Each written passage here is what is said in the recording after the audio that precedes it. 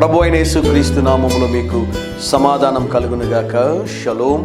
అనేక మంది మమ్మల్ని అడుగుతూ ఉంటారు, బ్రదర్ మీరు ఏ కార్యం అనుకున్నా కూడా ఆ పనిని విజయవంతంగా మీరు కంప్లీట్ చేస్తుంటారు, కారణం ఏంటి, రహస్యం ఏంటి అని అడుగుతూ ఉంటారు. వారికి నేను చెప్పే ఒకే ఒక మాట ఏంటి అంటే, దేవుని సన్నిధిలో ప్రార్థన చేస్తామండి. ఏ కార్యం జరగాలన్నా కూడా ముందు దేవుని సన్నిధిలో మోకాళ్ళు వంగి ప్రార్థన చేస్తాం. ప్రభువా ఈ కార్యం చేయాలనుకుంటున్నాం, ప్రభువా ఈ పని చేయాలనుకుంటున్నాం, ప్రభువా మీ చిత్తానికి ప్రభువా మేము అప్పగిస్తున్నాం, ప్రభువా మీ చిత్తం ఏంటో తెలియజేయండి ప్రభువా అని ప్రార్థన చేస్తాం. దేవుని చిత్తము తెలుసుకున్న తర్వాత ఆ కార్యము జరుగులాగున దేవుని యొక్క కరము మాకు సహాయం చేయలాగున దేవుని సన్నిధిలో మోకాళ్ళు వంగి ప్రార్థన చేయడం మటుకే కాదు, ఉపవాసం ఉండి దేవుని సన్నిధిలో కనిపెడతామండి.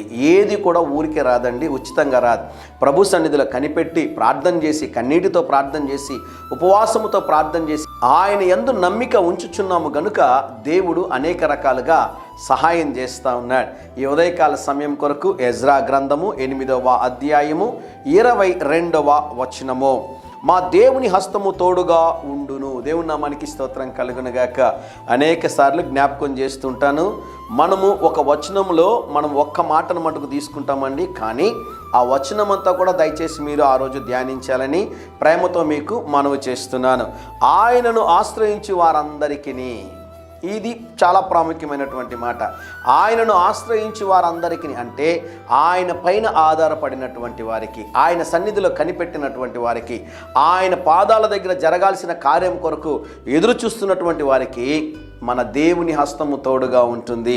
కనుక ఈ ఉదయకాల సమయంలో ఏవైనా కార్యాలు జరగాలని మీరు ఎదురు చూస్తూ ఉంటే, ఆలస్యం అవుతూ ఉంటే, ఆటంకం కలుగుతూ ఉంటే, మీరు చేయాల్సినటువంటి ప్రాముఖ్యమైనటువంటి కార్యం మరొక్కసారి చదువుతాను చూడండి. ఆయనను ఆశ్రయించి వారందరికీ, దేవుణ్ణి ఆశ్రయించి వారందరికీ దేవుని ఆశ్రయించండి. అప్పుడు మీకు కలిగేటటువంటి మేలు ఏంటంటే ఆయన హస్తము తోడుగా ఉండును. దేవుని స్తోత్రం కలుగునుగాక. ఈరోజు మీరు ఏ కార్యం జరగాలని ఎదురు చూస్తున్నారో దేవుని యొక్క కరం మీకు సహాయము చేయనుగాక. ఎంత అద్భుతమైన వాగ్దానం కదండి.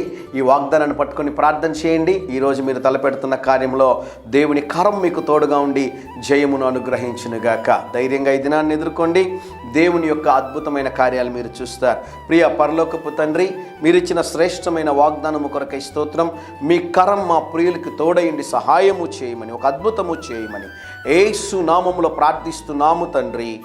Amen, amen.